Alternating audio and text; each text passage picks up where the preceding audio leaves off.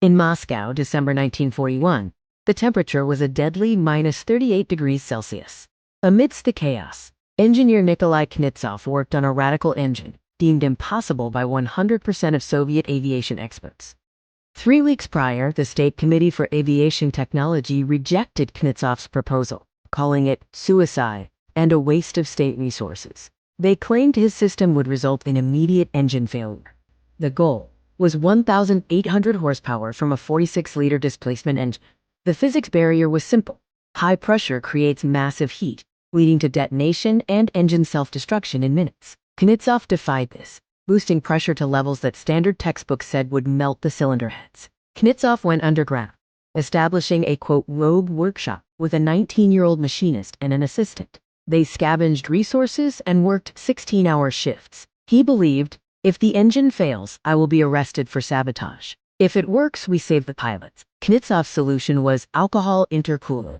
He injected alcohol between compressor stages. As it evaporated, it absorbed massive heat, cooling the air internally before it reached the engine cylinders. This chemically solved the thermal problem, defying standard external intercooler designs.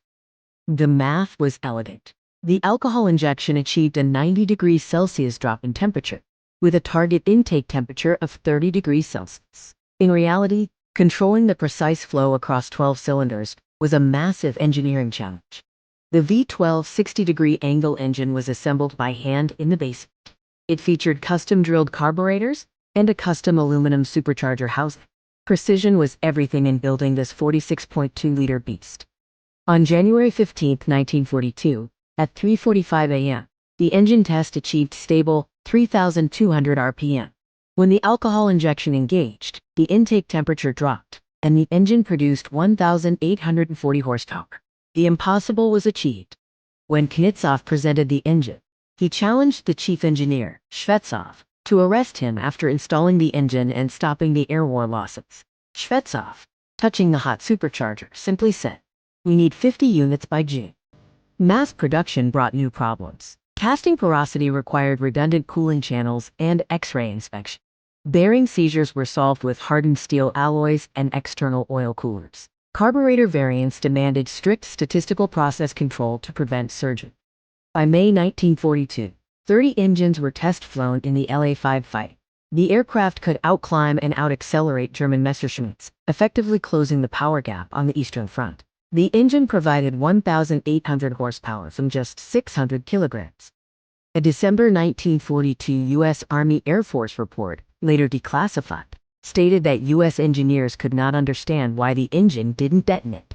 Knitov's empirical approach exceeded their current fighter engine capabilities. Knitov's success was a triumph of empirical boldness over theoretical caution. The committee process leads from theory, through safety and risk, to stagnation. Khnitov chose calculation, risk, and building. He knew committees are often wrong when they declare something impossible.